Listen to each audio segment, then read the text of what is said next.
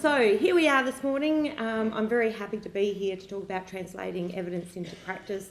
I'm absolutely passionate about this topic. So I'm going to talk about 4 themes today. Why do we need evidence to drive practice? Second, where do you go to find evidence to guide practice? And then third, how do we actually generate our own evidence? It's not exactly easy to generate our own evidence, and I'm just going to give you a few ideas as to how that's occurred.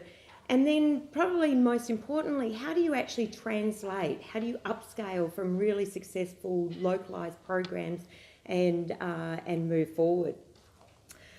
Okay, so the starting point of all evidence-based policy in whatever arena is this principle of do no harm. So what does that actually mean? What it means is this, is that we as crime prevention experts are intervening into people's lives every day. We're intervening into families, we're intervening with young children, we're intervening in communities. Now, every single time we intervene, we have an opportunity to change people's lives for the better. Most of what we do actually doesn't make any effect, neither good nor bad. But the real sobering issue here is that there's a lot of programs there that actually can do harm. There's programs that are well-meaning, but they actually can do harm into individuals' lives. They can do harm into families, and they can do harm in communities. So that's a bit sobering, isn't it? But I'm just going to walk you through some of the ways that we think about how we can intervene into people's lives and do no harm. So what is evidence-based policy? Evidence-based policy uses information generated from scientifically reliable evaluations of practice to inform decisions about what works. Now, we know that people make about 30,000 decisions every single day, 30,000, most of which are pretty inconsequential. So, you know, what tie you chose to wear today, who cares, right? But some of what you make decisions about, how you allocate resources, has absolutely big consequences for the people's lives that you touch.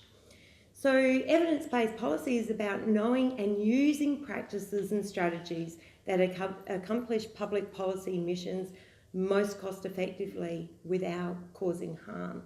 And we often don't know about the cost effectiveness of different programs, but what we really do need to know is whether or not those interventions are actually doing good or doing harm. So in my world, we talk about evidence-based policy as having 3 principles. The first is targeting, the second is testing, and the third is tracking. So what does that mean? We know that for most crime types, there's about what we would call an 80-20 rule. In fact, most crime is even more clustered than that 80-20 rule. What that means is that about 5% of places, and I'm talking very, very micro places here, generate about 50% of all problems. 5% of places generate about 50% of all problems. About 15% of people generate about 60% of all problems, right? So we know that there's a very, very high degree of clustering, and when we have extremely scarce resources to deal effectively into people's lives, we really need to make sure that we are truly targeting our resources to the people, the places, the situations that are generating most of the harm. And we have talked to, the Minister mentioned the word harm as well. So it is being able to identify where are those harm spots, where are those, who are those people that are generating most harm. The second principle is this principle of testing. So that's about doing rigorous scientific evaluations so that we know that what the program, the intervention is actually making a difference. Is it actually doing good into people's lives, people's families, people's communities. And the third is actually tracking. Now, people often forget about this principle about evidence-based policy because they've got a great program, they've seen it work in one community or in one family or in a group of type of family. They take the program and they implement it, but they don't think about what we would call dosage. They actually don't think about the integrity, the fidelity of the program when they're delivering that program into these high-risk people or places. Now, that's a real problem. It's a massive problem because it's actually not the program that doesn't work. It's the way that it's being implemented that is the big program. And there's always a threshold of intervention strength, if you like. So if you intervene with a very weak level of dosage and you don't see an effect, what's the point of even doing that program? You either implement it right or you don't bother because you're actually wasting very, very, very scarce resources to implement a bit of the program or implement it with a very, very weak level of dosage. So under conditions of scarce resources, and we have extremely scarce resources, we need to make sure that all of our programs that we're implementing are targeting those high-risk people, places, situations, that we're testing and making sure that the interventions that we're delivering actually work, and we're tracking them to make sure that the interventions are being delivered as planned. So in our world, I'm sure you would all agree with me that it's really, really, really difficult to move the needle. It's hard. It's very, very hard to make a difference in people's lives. So just bear with me here. I'm going to talk through a couple of programs, but crime is very difficult to reduce, and we generally look at between 10% reductions and 20% reductions as being very successful in terms of moving the needle. So I'm going to talk through two case studies today. The first case study is around police legitimacy and citizen engagement. And the second is around a program of work we did around truancy and life outcomes.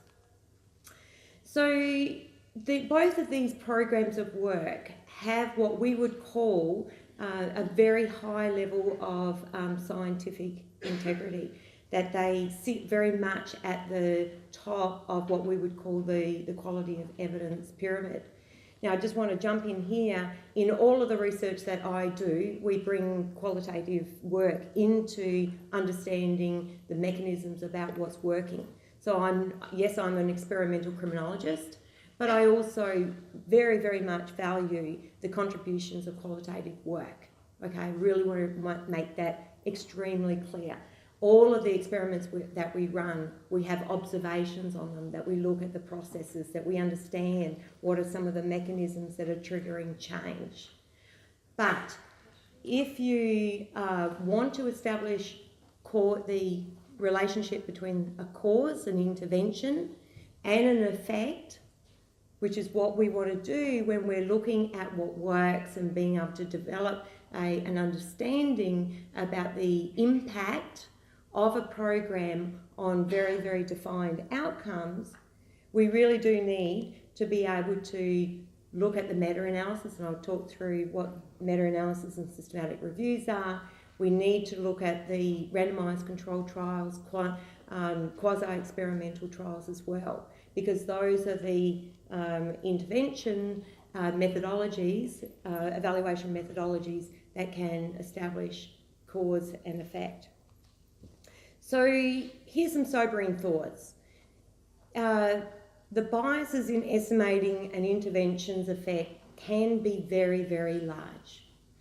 Second, variance in the estimates of effects are typically larger in weaker designs. So if you've got a very weak pre-post design, for example, then the variance in the estimates are very, very large, which actually makes the results very biased. And from all of the research that's been done, we know that the weaker the design, like a pre-post without any control group, the weaker that the design is, those tend to overestimate the treatment effects of an intervention, and usually in the direction of being overly optimistic. So I just want to say that again. So when you've got a very weak design, a pre-post, which means that you take a measurement before an intervention, you do the intervention and then you look at the measurement after, that sort of design typically will overestimate in a positive direction the program's effects. And if we go back to the very first statement that I made around this issue of do no harm, and you've got an overestimation of the effects, we can be doing harm if we don't have the rigorous science that sits behind program evaluation. So what is it about experiments? And I am putting quasi-experiments into this mix as well. The issue about experiments is that they actually establish correlation by measuring changes in the dependent variable, which is your outcome, Y, in response to the manipulation of your independent variable, which is your intervention. So it establishes correlation. Do these two things vary together in a positive way or a negative way? But experiments also establish time sequence. So they're able to say that the intervention is the thing that actually caused the outcome. So it takes away some of what we would call the noise around an intervention. These are complicated to do in social settings. I'm very much aware of that. And experiments also establish non-spuriousness through random assignment. And sometimes you can't do random assignment, absolutely understand that, but to have a very closely matched control group. So we know that there's three components of an experiment. We always start with a problem. Is it a problem of crime in a community? Is it a problem of drug use? Is it a problem of homelessness? So being really, really clear about what the problem is the starting point. And then we come to the intervention, which is some sort of practice. And we would hope that that practice is theory-driven. Why is it that we want it to be theory-driven? So that we actually understand what those mechanisms of change are. So someone coming up with a bright idea that they think might make a difference is incredibly dangerous. If they cannot articulate what the theoretical mechanisms are, be afraid. Because a good idea that has no real basis in theory can harm. And of course, we always have very clearly defined outcome measures. So being able to say, well, what is it that we're actually trying to affect? And you'd be surprised at how many programs are being implemented without any clearly defined statement of what the outcome is. Anyway, so that's a bit sobering, isn't it? Early in the morning. So the starting point here, I'm just going to zip through a few things, is to really ask yourself, do I really need to reinvent the wheel? What do we know? We've got, 50, 60, 70 years of program experience out there. And so the real starting point in terms of making a difference in terms of crime prevention in society is really stopping to think, do we already have some answers? And sometimes we don't. Sometimes we absolutely don't, but oftentimes we already do. So I'm just going to zip through a few places that are all open source. They're not hiding behind academic firewalls. And I know that a lot of you have very limited access to all the academic journals, and quite frankly, they're very boring when you find them anyway.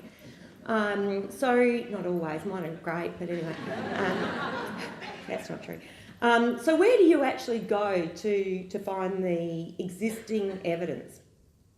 So one, I'm just going to zip through 8 here, so bear with me. So the first is the Campbell Collaboration. Who's heard of the Campbell Collaboration? Okay, great. Okay, so the Campbell Collaboration is a international network of people that come together to facilitate the creation of systematic reviews. And if you remember that pyramid, they sit at the top of the systematic reviews because they're taking all experiments that meet a particular criteria and synthesising all of that information. So the Campbell Collaboration has a number of coordinating groups. It has the Crime and Justice Group, of which I'm the co-chair. It also has education, social welfare, international development.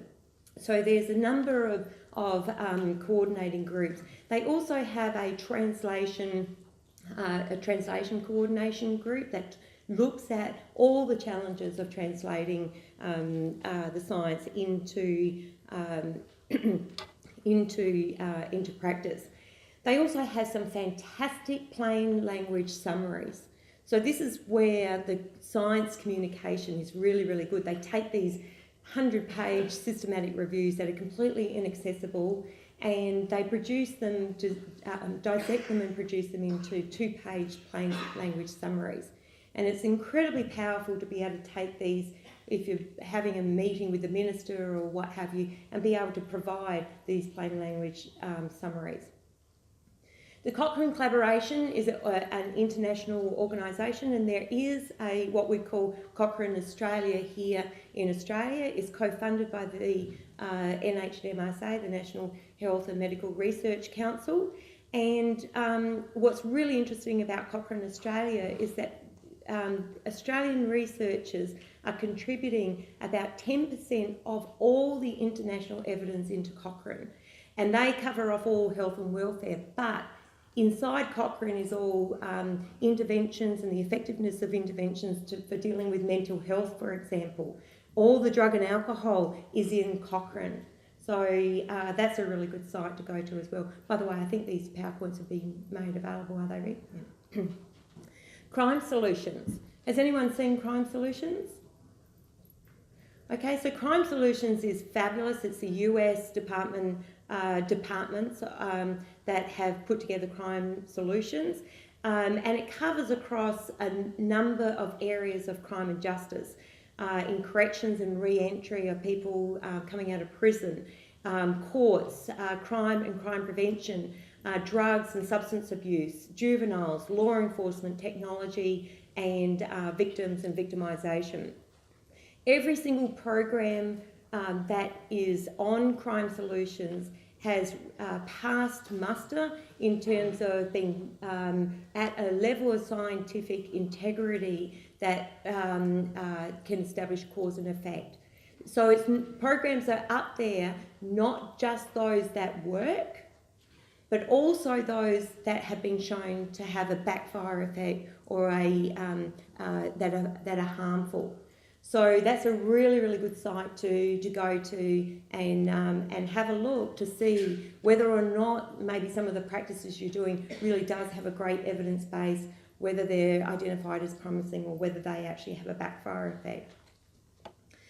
The Global Policing Database, that's one that we've established at the University of Queensland to do with policing, but it's to do with everything to do with policing. And that's been funded by my Laureate Fellowship as well as through the UK College of Policing. So there's about 3,000 documents that are about to be added to the existing Global Policing Database, and it's a very simple search tool. The Evidence-Based Policing Matrix, this is a pretty cool matrix where you can look at non-significant findings, successful interventions, those that have some mixed results, and those that actually have a backfire effect. So we know, for example, that most school-based adolescent substance abuse programs actually have a backfire effect, and that's very clear from the evidence matrix. The What Works network, there's 7 massive centres in the UK that have been sponsored as part of this What Works network, and these are centres that look at high quality evidence to support decision making. So the one that we're probably most interested in is What Works for Crime Prevention. And this is a very open source toolkit that's based on 600 systematic reviews that have been synthesised and put up there. They have tools that show you what the effects are, what the mechanisms of change, what's the theory-driven mechanism of change, where does it work and for whom, and how do you actually go about implementing it, and what, if they do have some cost information, what are the costs? In that What Works network in the UK is also the What Works for Wellbeing. So that's a very, very similar. They also have some similar tools. Here in Australia, we have the What Works for Kids. This was sponsored by the Eracy network, and that provides ratings of a very small number of programs, but I think is relevant in terms of its local nature. And then the What Works Clearinghouse, funded by the Institute of Education Sciences in the US, and they have some really very, very good tools about early intervention with kids. And what was particularly interesting to us as we were developing the truancy program was looking at incentivising teens, parents to stay in school. So there's some very, very good material in all of those sites. So beyond going to these sites and actually accessing them and seeing what sort of information is there, and there's an abundance, sometimes it isn't the case that we have the evidence. In fact, we know probably about 85% of all policing practices, we actually don't have the evidence to say whether or not they work. About 85%, a lot of what we do, we actually have no evidence around. So I'm just going to go through 2 case studies around how challenging it really is to build the evidence base. So the first one is around police legitimacy and citizen engagement. So back in 2008, my team at the University of Queensland, we were commissioned by the old National Policing Improvement Agency in the UK to do a systematic review of legitimacy in policing. So this was at a time when legitimacy, the theme of legitimacy in policing was becoming very, very important. It was the case that in the post-9/11 environment there had been a step back of policing in terms of community policing, and there was, quite a few issues around how we build legitimacy, how do we build that legitimacy of the police in the community. So in any type of systematic review, you come up with a logic model. What is the logic, what's the theoretical logic of the intervention, and how's it having an effect? So we built this logic model looking at how procedural justice, so in procedural justice there's really 4 components that is typically talked about in the procedural justice language: giving people's voice, citizen participation, neutrality, dignity and respect, trustworthy motives, how the engagement with citizens actually can promote procedurally just interactions, and how those interactions create a sense of legitimacy in the authority. And some of the direct outcomes that we understood from the literature were about how citizens, when they were treated fairly, under conditions of procedural justice, how satisfied they were with police, how willing they were to cooperate, what sort of trust they had and confidence in police. And we knew that there was a feedback loop, that the more legitimate the police were in communities, the more that the police had better outcomes in terms of crime control, crime prevention, and citizens saw them as being more effective, which had a feedback loop. So in these systematic reviews, we look at all the interventions that meet a particular criteria. And you'd be absolutely surprised that no one could tell us what a policing legitimacy intervention looked like.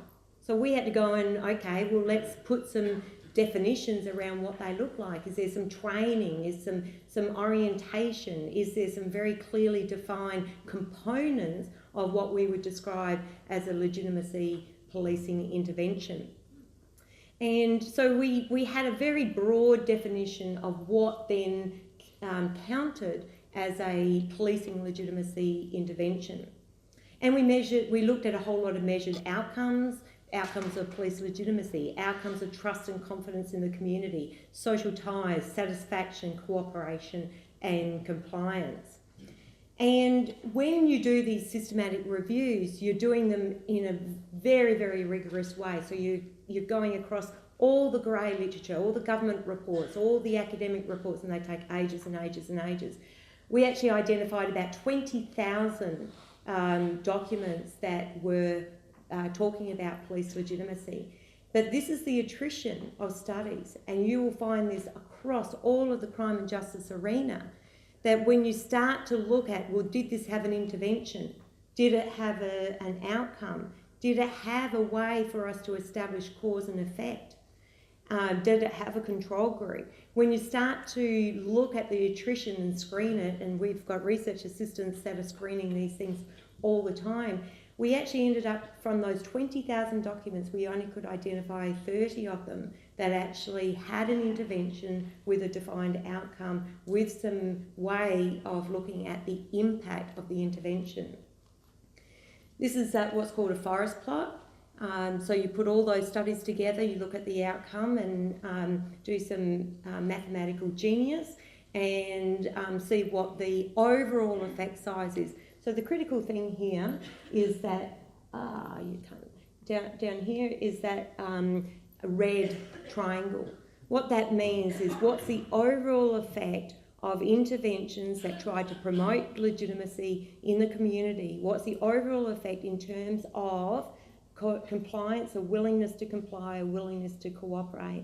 And we know that when these interventions are being implemented, these legitimate and legitimacy policing interventions are being implemented, overall people are more willing to cooperate, more willing to comply with police directives. So they're very effective. We've actually just used the Global Policing Database to update that systematic review, and it's actually the evidence has strengthened. And this is a very slow building block, obviously, but I'm going to get into the experiment now to understand that these kinds of interventions really are making a positive effect in communities. But when we looked at all the evidence at the time, there was not a single intervention that had actually created the dialogue, the kind of dialogue that the police would need to use to engage citizens in a procedurally just encounter.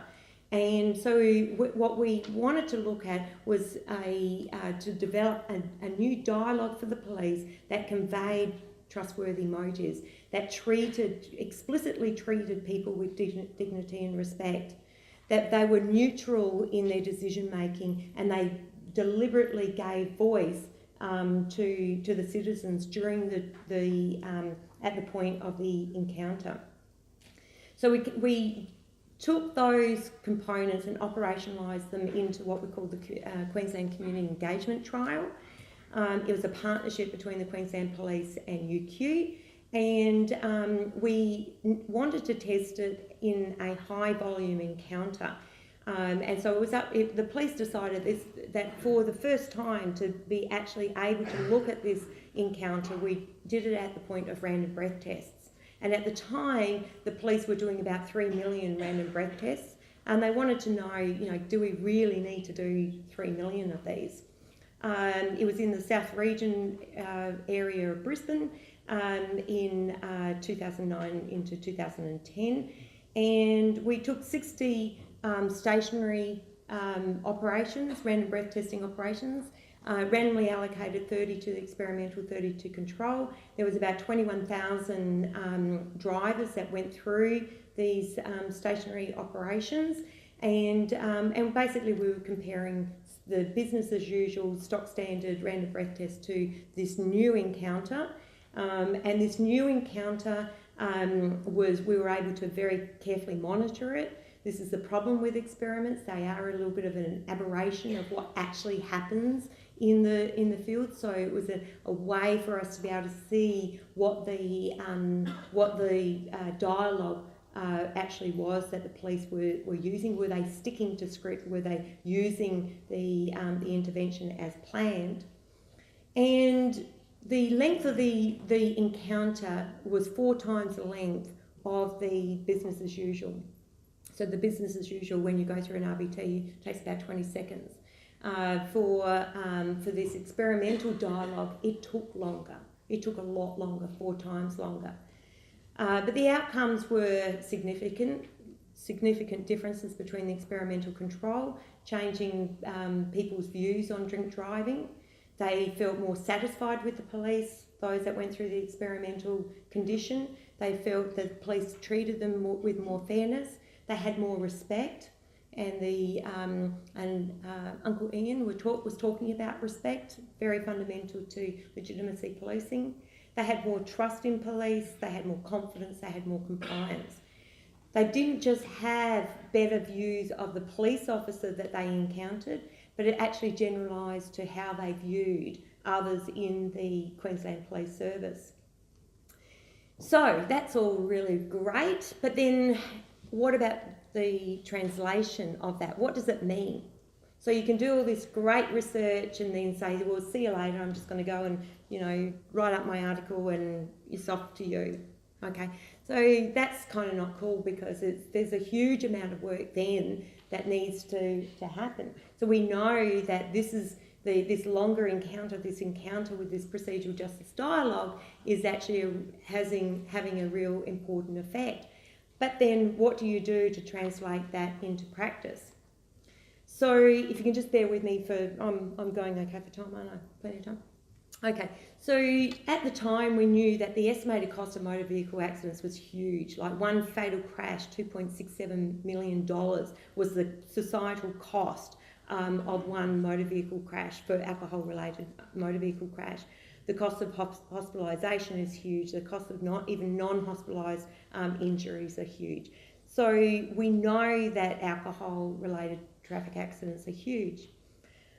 We also looked at the cost of doing RBTs, and the average cost of one RBT is about $6 to do one RBT.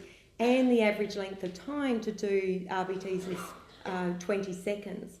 So if you're going to quadruple the length of those encounters, you can start to see the cost of actually more engagement with citizens just at that point of random breath tests. And if you think about police going to families of domestic violence and the time that they take to properly engage families, going to families with truanting young kids and taking the kids back there, the time that is taken to actually engage with these families, the time to do this engagement is actually a huge impost.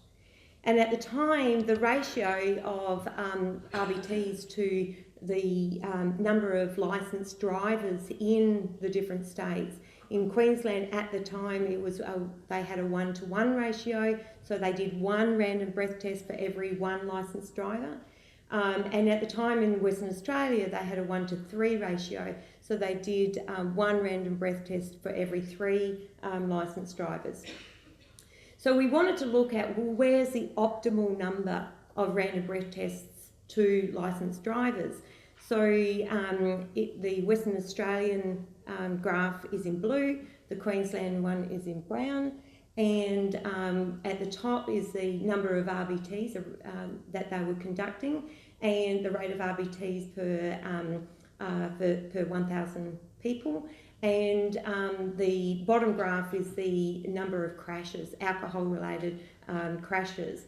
And in Western Australia at the time it was going up, and it was pretty stable in Queensland. So we wanted to see, well, where do you optimise that ratio, okay?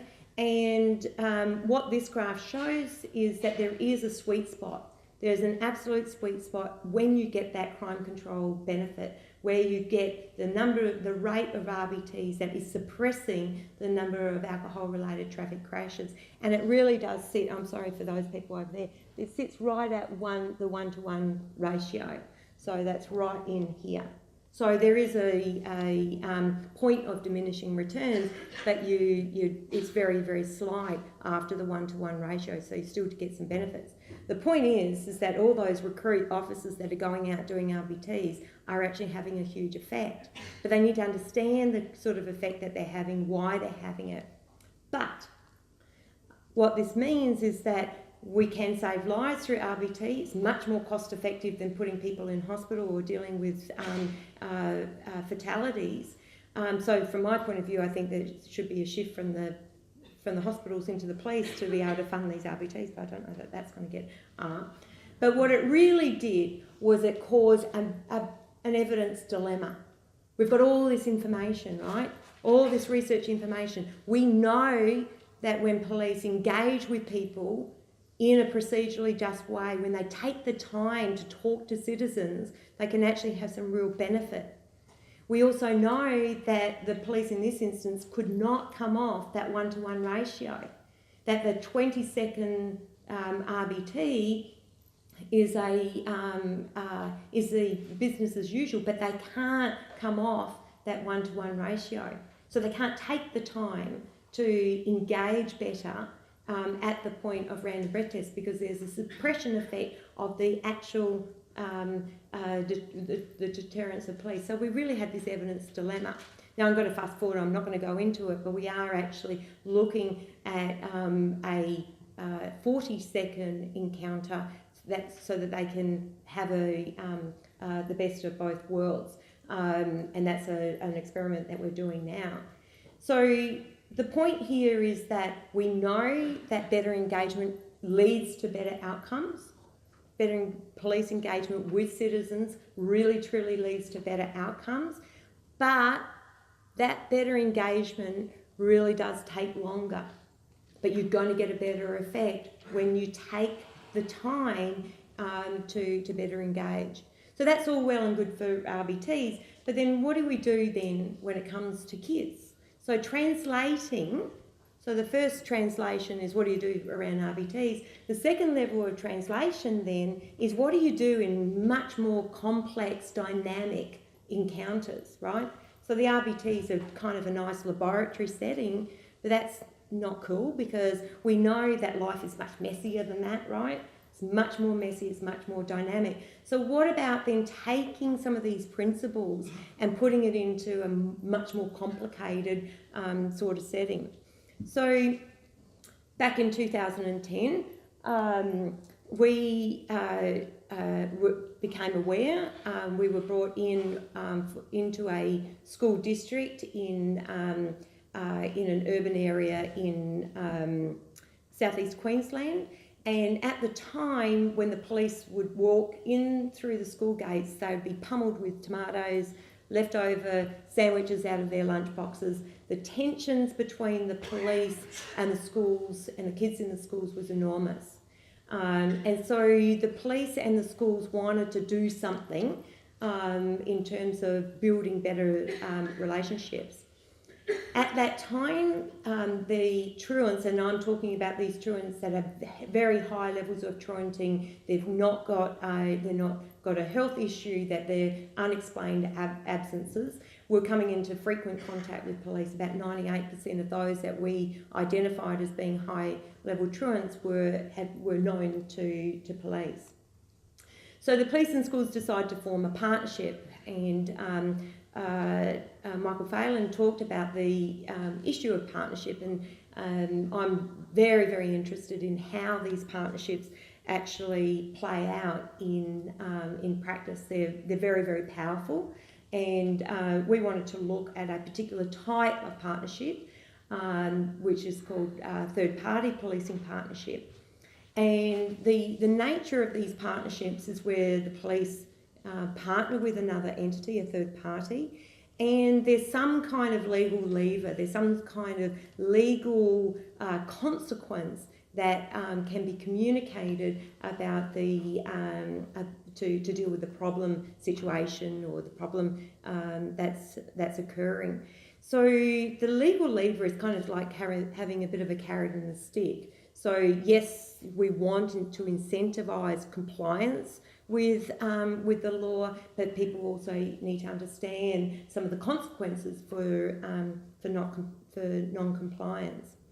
At the time, the truancy legislation was very, very clear about the parental responsibilities for their children to attend school, and there was a regulatory pyramid that was the manner in which parents were dealt with in an escalating way when their kids weren't attending school.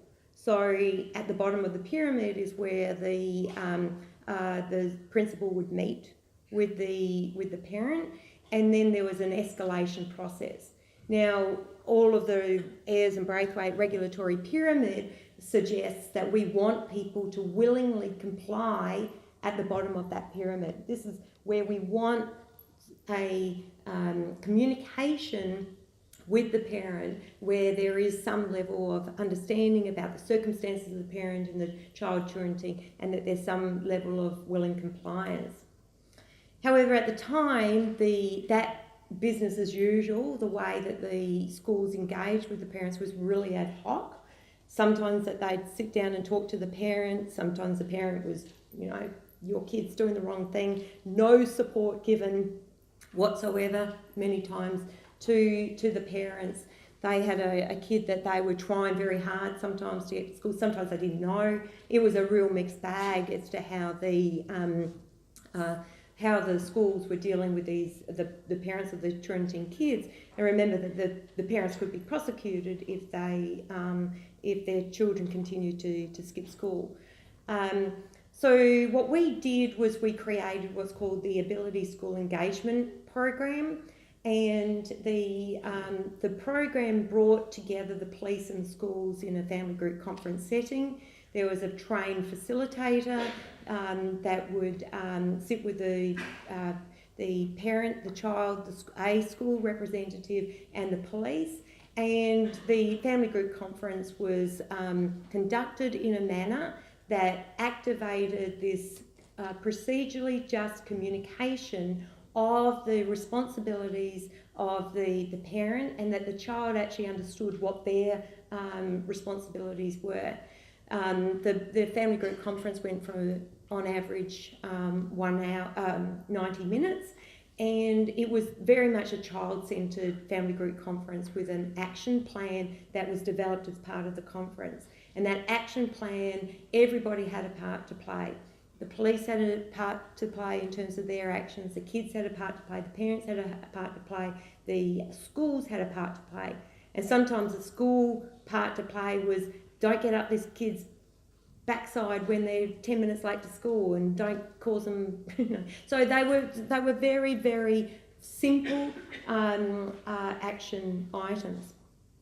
There was 102 kids in the trial. There was a recruitment process. There was random assignment of the 102 kids that were eligible and agreed to be part of the trial, them and their parents, randomly allocated to an experimental control group.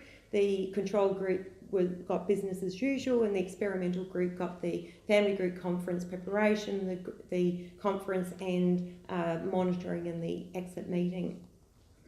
Lots of data gathering, that's not interesting, but the main results were that the intervention, the ASEP intervention, the Ability School Engagement Program intervention, lengthened the time to failure for recidivist offending. So these kids took longer to fail in terms of offending, the time frame got longer. It lengthened the time to failure for repeat school absences. It increased their willingness to go to school. It increased the parental understanding of the law, which actually influenced the willingness of young people to attend school. And over time, it reduced self-reported antisocial behaviour, and we tracked these kids at 1 year post-random assignment and 2 years post-random assignment. So all the science that is sitting in behind here is showing that this is a program, it's a very small program, that shows some positive effects. So then it gets complicated again. What do you do about translating, upscaling and moving forward? We've got these results communicated back to the schools, communicated back to the police, and where do we go with it? So once again, we've got a bit of an evidence dilemma, right? We've got the scientific evidence, but we do have an evidence dilemma. In Queensland, about $10 million a year is allocated to school-based police officers. And whether or not those school-based police officers are effective, the evidence to date really does show that there's pretty weak designs around them. They're quite expensive for the place to put them into schools. There's no crime control benefits found, and in actual fact there's a possible backfire effect of having school-based police in schools. It tends to increase arrest for minor student misbehaviour. So we've got this issue here. We've got $10 million being spent on school-based police officers, and the question is then, can we really reallocate the job description of those school-based police officers for them to be able to deliver an ability school engagement program like intervention to these schools, so that they are delivering an evidence-based intervention and not doing the sorts of engagements that they are running seminars about crime prevention that show no effect. So we don't know. Well, what benefit might you get by reallocating school-based police officers to take on that ASAP role? We have no idea whether ASAP would work at scale. It's 102 kids. That's a small trial. It's statistically powerful in terms of being able to show the difference between the control and experimental group, but we have absolutely no idea if we took 1,000 truants and randomly allocated them to get the ability intervention or not, would we see any difference in the results? We don't know. Does it work for older or younger kids? Is there any gender differences? Are there cultural differences? I'm sure there are. So what we need to do in terms of building the evidence base is replication and running these trials in different contexts, building that evidence, and then translating it. So moving the needle is really hard. There's the building blocks of building a sound evidence base is painstakingly long, and it's hard. We know that most political cycles are very short and the attention span is not exactly long. I've been talking about 2 programs of work that's been going for ages. I'm sick to death, but no. The point is that they take a very, very, very long time to implement. And there's lots of bumpy roads. Lots and lots of conversations about how, what do you do in terms of replication? What do you do in terms of putting it into different contexts? And it's not an easy road ahead. But at the end of the day, that commitment to a scientific approach to building that evidence, going to those sites to look up, to see whether or not someone's done it so you're not reinventing the wheel, taking the time to test pilot programs, not upscaling them until we do know that they actually work in a small scale way, and being very careful about scaling them so that when we do upscale, we can actually look and see how they work in different contexts. And at the end of the day, evidence-based programs, evidence-based policy really has to do no harm. That if we've got interventions out there that are doing harm, we're hurting people's lives, and that's not what any of us are in this business about. So, thank you very much. Have I finished on time?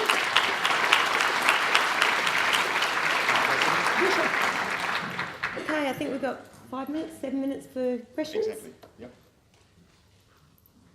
Yes. Lorraine, I can start with what's all no questions are done question, but you showed a slide, meta-analysis, 1.62. It didn't look very much. What does that mean exactly? Yeah. Okay, so that's 1.62 times more, like the odds ratio more, roughly speaking. So it's when you look at a meta-analysis, maybe I'll just flick back here.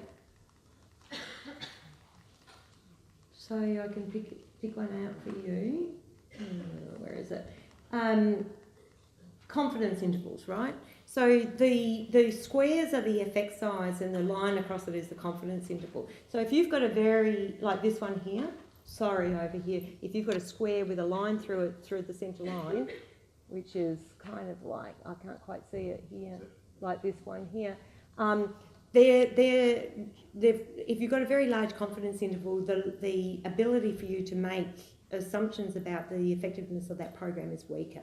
So you want to have a much tighter confidence interval around your effect size, and those that are convincingly to the right, like this top one here, to the right of the centre line, are showing clear effects. So the power of a meta-analysis is really adding them all together. So that overall effect size that you're talking about sits about there. So when it's sitting there and it's not crossing that line, you've got a lot of confidence in that as a way of estimating the overall effects of that family of programs. So what does 1.62 mean then? So the odds of it favouring is 1.62 times more than not. Yeah. Great. Okay. Yep.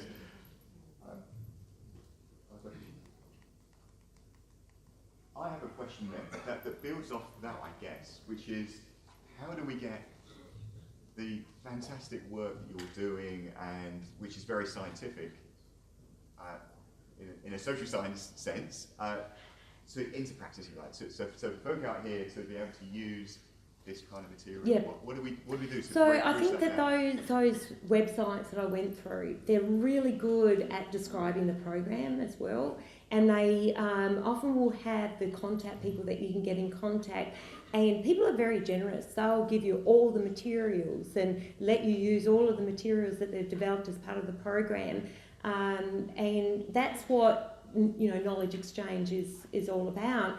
But I do want to caution that taking the program elements and taking bits and pieces of them and not implementing them holus bolus or having a weak dosage amount is very, very dangerous as well. Well, it's not so much dangerous if it's shown at work, it's just not going to do much. So it's like money down the drain. If you're going to do it right. That's really the key message there. So and the reason why I went through those websites is every single one of them are open source. You can go onto Google. They're not hiding behind firewalls. They've got very plain language summaries about the intervention. So they're very, very accessible outside of academic circles. Yep. When you were evaluating the community response to the longer times for the police to conduct their random breath tests, how did you do that? Was that after? Was it at So we basically timed every single encounter, all 21,000 of them. But when you actually spoke to them to see whether they felt more respected and yes. the actual feeling of the outcome, yes. How did you do that? So both the control and experimental drivers got a survey that was then sent back to the university. Right, so the police gave them a survey on the spot. At the point of the RBT. And we've got a follow-up trial now that's actually doing some licence plate recognition so that we can actually then send them the surveys and actually look at their driving histories and that sort of thing. Thank you. I have a question. Sorry. Where are you? Over here. Oh, hello, over there. Thank you. I wonder if you could offer any advice or resources in Indigenous communities in crime prevention in those areas? Yeah. So from those websites, there are some specific interventions that look at those that target Indigenous populations. So I would go on there, and you can create filters there as well. But certainly, I think that it might be a need for a What Works Centre here in Australia that would be able to synthesise and gather some of that information and put them on the tools. What they've done in the UK in terms of these What Works Centres are fantastic. And getting a What Works Centre up here, maybe sponsored by the AIC, I think would bring a lot of this material. There is a huge amount of work. I just want to say that the reviewing of the sourcing of all the material and the reviewing and the screening of the material to get them onto these websites is an enormous undertaking. Like the global policing database that we've built has and it's on policing interventions. It's taken us 5 years to do it with very, very limited resources. And so it's very time consuming, but it's incredibly worthwhile because it's not just relying on academic sources, it's going into government reports, it's going into government clearinghouses and pulling that grey literature into these websites as well. So I think that there's a real gap here in Australia.